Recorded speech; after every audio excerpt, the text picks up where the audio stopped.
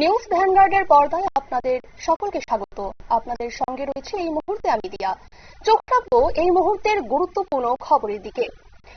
প্রথম রাজ্য সম্মেলন অনুষ্ঠিত হলো আগরতলা IMA হাউসে। ত্রিপুরা অনিয়মিত কর্মচারী মঞ্চের স্বাস্থ্য বিভাগের ইউনিটে প্রথম রাজ্য সম্মেলন অনুষ্ঠিত হয়।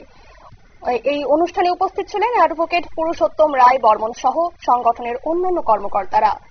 কি জানালেন অনুষ্ঠান থেকে সংগঠনের কর্মকর্তারা, শোনাবো।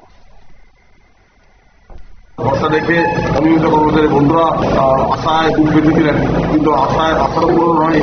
তাই আমরা 4 তারিখ মিছিল করলাম।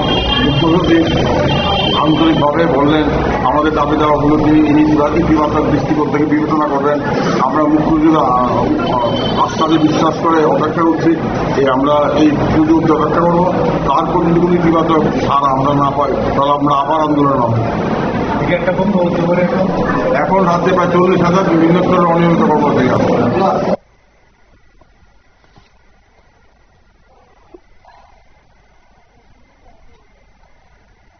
আপনারা শুনলেন তারা কি বললেন।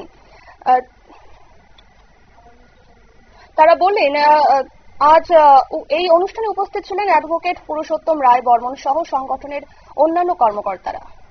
নিয়ে নিচ্ছে ছোট্ট একটি বিরতি, সঙ্গে থাকুন।